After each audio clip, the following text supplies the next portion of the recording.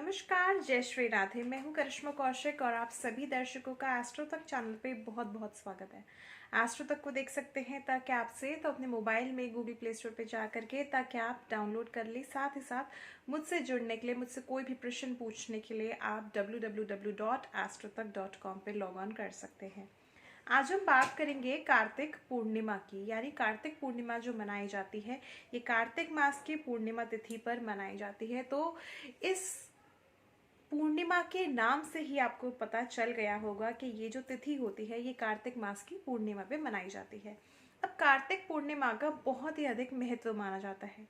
इसको त्रिपुरा पूर्णिमा के नाम से भी जाना जाता है, क्योंकि ऐसा कहा जाता है कि इस दिन जो है कार्तिक मास की पूर्णिमा तिथि पर भगवान शिव ने त्रिपुरा असुर के नामक राक्षस का वध किया था।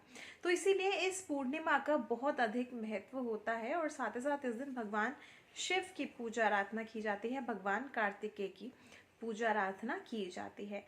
अगर हम बात करें तिथि की, तो ये जो तिथि यानी कार्तिक मास की पूर्णिमा जो पड़ रही है वो इस वर्ष यानी 2020 में पड़ रही है 30 नवंबर 2020 को। दिन होगा सोमवार का, क्योंकि सोमवार का दिन है, पूर्णिमा तिथि है और साथ ही साथ अगर देखा जाए तो कार्तिक पूर्णिमा पे भगवान शिव की ही पूजा आराधना की जाती है। तो इस दिन आपको दुगना लाभ हो सकता है, क्योंकि सबसे शुभ अच्छी बात जो है वो ये है कि दिन भी सोमवार का है, यानी भगवान शिव का दिन है और सोमवार के दिन ही चंद्रमा की यानी सोम की पूजा की जाती है। तो पूर्णिमा तिथि रहेगी। इस दिन ऐसा कहा जाता है कि दान स्नान का बहुत अधिक महत्व होता है। इस दिन जो है लाखों श्रद्धालु जो है किसी पवित्र नदी में, स्पेशली अगर देखा जाए तो गंगा नदी में अगर स्नान करते हैं तो कहीं ना कहीं बहुत अधिक पुण्य की प्राप्ति होती है। ऐसे ही कहा जाता है कि इस दिन अगर आप कोई भी चीज दान करते हैं तो वो चीज जो है आपको दुगना फल देती है। और कहीं ना कहीं अगर पुरानी कथाओं के अनुसार बात करें तो दान जिस दिन आप करते हैं, इस कोई भी चीज का आप अगर दान करते हैं तो ये कहा जाता है पुरानी कथाओं के अनुसार कि जो आप दान करते हैं वो आपके लिए स्वर्ग में सुरक्षित रखा जाता है, ताकि आपको आने वाले जीवन में उसी दान का पुण्य लगे। तो इसीलिए ऐसा कहा जाता है कि दान इस दिन जरूर करना चाहिए और पवित्र नदी में स्नान करना चाहिए। अगर समय के कारणवश या किसी अन्य कारणवश आप पवित्र नदी में नहीं स्नान कर पाते हैं तो घर में ही आप स्नान के जल में गंगा जल डाल करके स्नान करें, ताकि आपको पवित्र नदी में स्नान करने जैसा ही लाभ और पुण्य प्राप्त हो। इस दिन ऐसा कहा जाता है कि गाय के बछड़े को भी दान किया जाता है, यानी इस दिन अगर आप गौ दान करते हैं तो ये भी बहुत शुभ माना जाता है।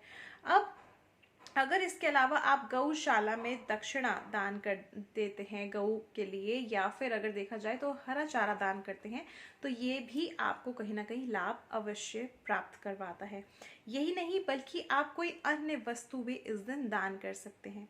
पूर्णिमा यानी कार्तिक पूर्णिमा पर चंद्रमा को अर्घ देने का भी अपना विधान माना गया है, क्योंकि सोमवार का दिन रहेगा, कार्तिक पूर्णिमा की तिथि रहेगी। तो इस दिन अगर आपको ऐसा लगता है कि चंद्रमा आपकी कुंडली में कमजोर है या अशुभ स्थिति में बैठा हुआ है, जिसकी वजह से आपको मानसिक तनाव बहुत जल्दी हो जाता है, एंजाइटी डिप्रेशन रहता है, तो इसके लिए आप चंद्रमा की उपासना जरूर करें।